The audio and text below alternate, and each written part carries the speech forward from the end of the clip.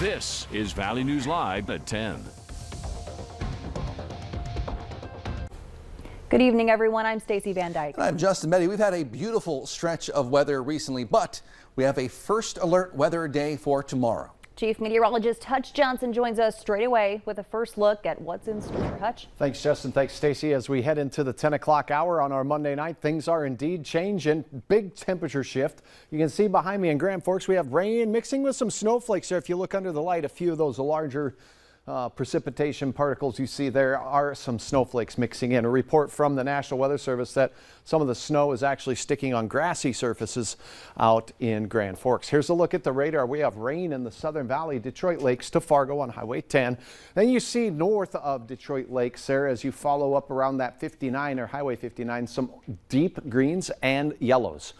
That's some heavier rain making its way through. Now we do have some snow up north, and that looks like it's moving in on the Badger area, Greenbush, all the way out towards Grafton, and it's mixing in with the precipitation right now in the Grand Forks area, with the darker blues here indicative of some heavier snowflakes or larger flakes that will be moving in here in the upcoming few minutes. Temperatures have fallen from the 50s into the 30s now as we are going to enjoy, well, if you want to call it that, some cooler temperatures. 1 to 3 inches possible along the northern border. We've got a report out to the west of 1.5 inches there. So by morning, some slippery commuting conditions far north, far east.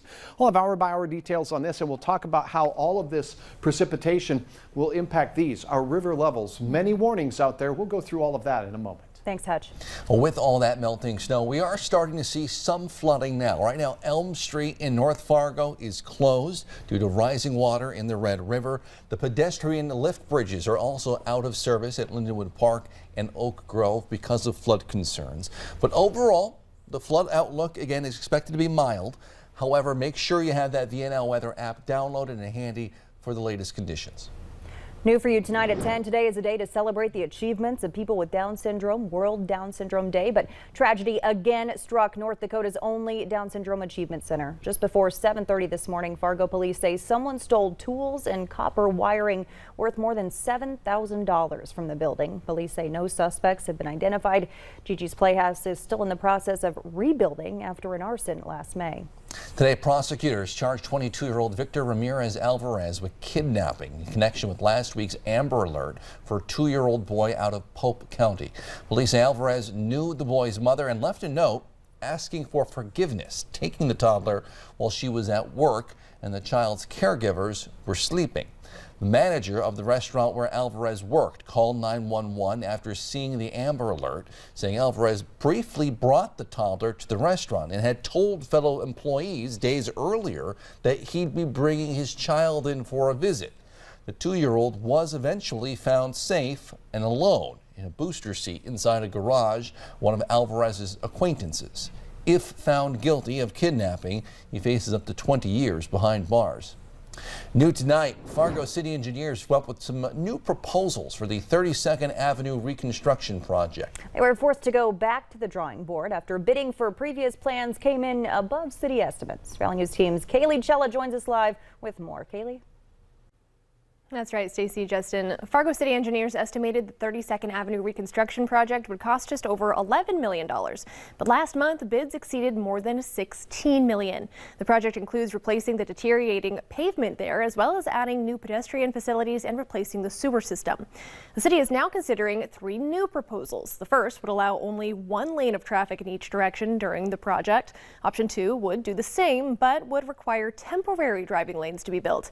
And the last option would slowly close 32nd Avenue to traffic in 3 phases. But this plan sparked concern from one city commissioner.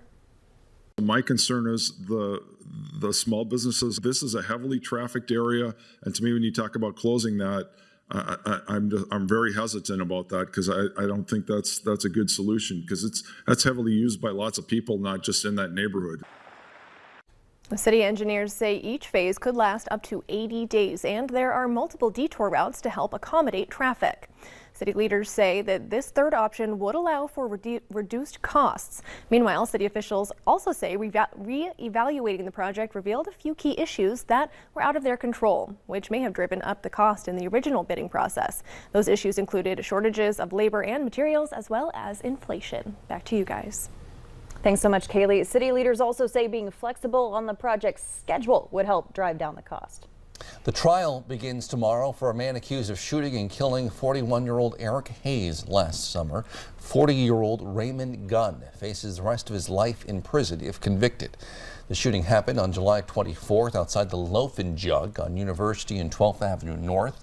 Investigators say nearby surveillance video shows Gunn approaching Hayes with a handgun while Hayes had his hands raised in the air. Court documents also say he then shot him one time. He died. The trial is expected to last all of next week.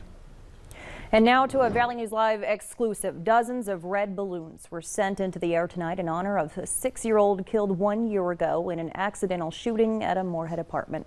Moorhead police say 4 young children left home alone, found a gun, and shot and killed 6-year-old Marcellus. It just hurt losing him, because that's just like losing one of my children. You know, you love your kids, but when the grandbabies come, you love them even more. 34-year-old Philip Neal Jones Jr. has since been charged federally in connection to the shooting. Officials say it was his gun that the children found. He's pleaded guilty in the case and is expected to spend between 3 to 5 years in prison after he's sentenced later this year. A historic day on Capitol Hill as President Biden looks to put the first black woman on the Supreme Court. If confirmed, Ketanji Brown Jackson would fill the seat vacated by retiring Supreme Court Justice Stephen Breyer. Today offered a chance for Brown Jackson to introduce herself to the panel. If I am confirmed, I commit to you that I will work productively to support and defend the Constitution. Now, the real test will come tomorrow when questioning begins. Democrats are praising her extensive experience on the bench, while Republicans look to grill Jackson about her judicial record. Tonight, Russia continues its attack on Ukraine, including in more civilian areas, flattening a shopping mall near Kyiv overnight. Meanwhile, President Biden is warning American business owners they could be targets for Russian cyber attacks. The Deputy National Security Advisor says U.S. intelligence has Russia scanning websites likely looking for vulnerable software. And Biden recommended businesses change their network passwords, back up and encrypt data, and educate employees on cybersecurity as a precaution. As Russia escalates its invasion, the U.S. and NATO allies are divided on how to get military aid to Ukraine. Joel Crane tells us about how North Dakota played a major role in helping allies before the U.S.'s official involvement in World War II. This isn't the type of horsepower one normally associates with combat aircraft. However, in 1940, this was the only way to get Hudson bombers from the United States to Great Britain. Canada could fly the planes to Great Britain, but the U.S. couldn't fly planes into Canada without violating neutrality laws. The solution? They decide, well, we can't fly these bombers into Canada, but there's nothing saying a Canadian can't take them to Canada. So they fly them up to the border, they land them on the American side, they transfer them to a Canadian farmer, because they're not selling them to Canada now, they're just giving them to a private citizen, who then hauls them by horse across the border. He then transfers them to the Canadian pilots, and they go from there. By doing this, the United States was able to follow the law, but still managed to deliver war goods to Great Britain. Letting the Canadian farmer do it made it perfectly, because there's no American putting their hands on the plane as it goes across. Now, the U.S. faces a similar situation. Poland has said they'll supply combat jets to Ukraine, but only if they can go through an American airbase. The U.S., hoping to maintain neutrality, won't agree to it. The prospect of fighter jets at the disposal of the United States government departing from a U.S. NATO base in Germany to fly into airspace contested with Russia over Ukraine raises some serious concerns for the entire NATO alliance. But that doesn't mean there isn't pushback from some U.S. lawmakers. Enough talk. People are dying. Send them the planes that they need. It remains to be seen if Polish fighter jets will be delivered. However, NATO is expanding its defense deployment to counter any threat to NATO allies. Joel Crane reporting the U.S. has sent $2 billion in aid to Ukraine since the start of this conflict, including anti-aircraft weapons, but no military jets so far. Still ahead tonight, we'll break down a new bill which could lead to extended paid leave for Minnesota families. And our spring-like weather turning flaky in Grand Forks, starting to cover up those grassy areas as, well, things are melting, but now we're getting more wintry weather. Hey, look at the Red River in Fargo. The forecast now has it staying out of major flood stage, but rising. We'll have the latest in your hour-by-hour forecast. Weather is next.